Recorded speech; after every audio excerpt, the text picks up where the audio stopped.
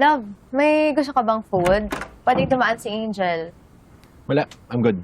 Okay na. Sige na, ingat ka na lang pa uwi. Text mo sa akin yung plate number, ha? Ang sasakyan mo. Okay.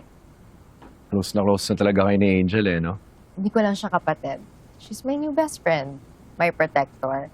Alam mo, nung magkaaway nga tayo, grabe yung pag-protect niya sa akin. O tapos, ano yung mga sinabi niya noon? May mga sinabi ba siya tungkol sa akin? O kaya kay Trixie? Wala naman may gusto nun eh. Kung iisipin niya na niloko yung kapatid niya, di ba?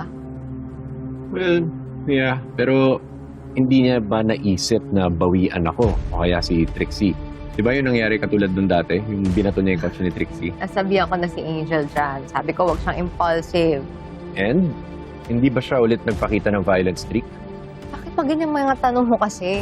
May kailangan ba akong malaman? Wala. Curious lang ako. Kasi syempre pagdating sa'yo, napaka-protective ng kapatid mo.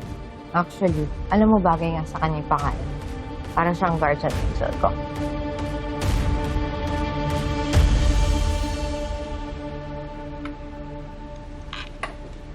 Kuya, akala ko ba hindi ka na ulit magsisinungaling sa misis mo? Bakit di mo pa sinasabi kay Ate Vanessa yung alam mo? Kasi mahirap magbintang na walang ebidensya. Kakabati lang namin ni Vanessa, ayoko namang mabadshot agad ako sa asawa ko. Lalo na ngayon, close na close sila ni Angel. Ang hindi ko mag-gets, bakit kikidnapin ni Angel si Trixie? Anong mapapala niya? Siguro iniisip niya na pag nawala na si Trixie, magiging okay na kami ni Vanessa. May ganun bang tao? Gagawa ng krimen para sa atin niya? Hindi ba't nasosobrahan ka rin sa panonood ng mga murder docu? Paparaning ka ni. Ewan ko. Basta sigurado ako may tinatago si Angel. Kailangan ko malaman kung ano yun. Luhan kita. Hindi, okay lang ate. Kaya pa na to. Ka? Mm-mm. Yeah. Sorry medyo natagalan yung pag-grocery namin. Ito, nagdala ko ng pagkain para hindi na kailangan magluto. Asa si Marco? Sa shop, may trabaho. Yung mga bata?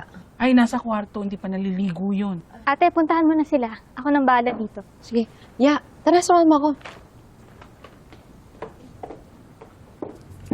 Ikay? Luigi?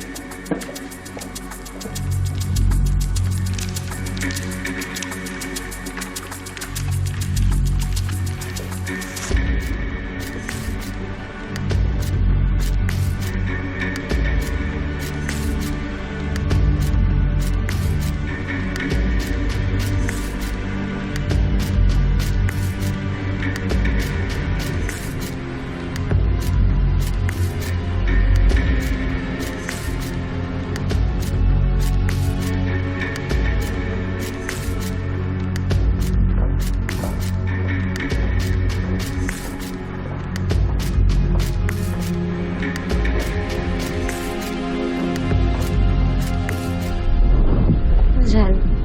Teka lang. Tulungan na kita. Nagnanakaw ng grocery? Yun ang sikreto ni Angel? Bro, kung ako sa'yo umuwi ka na, mas mahal pa yung gas mo kaysa sa ninakaw niyang pagkain. Gusto ko malaman kung saan siya pupunta. Hindi lang pagkain yun yung nanakaw eh. Baka pati mga alahas ni Vanessa sinasangla. Labo. Ano ba yung hipag mo? Tirador ng ginto at corned beef? Wait lang. Parang alam ko na to Naalala mo bro yung na pinapanood natin na Korean movie?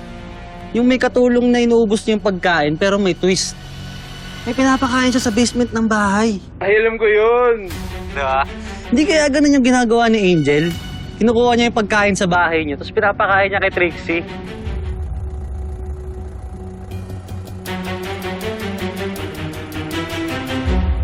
Hello kuya. Ano naganap dyan? Bro, okay ka lang? May hinahanap siya.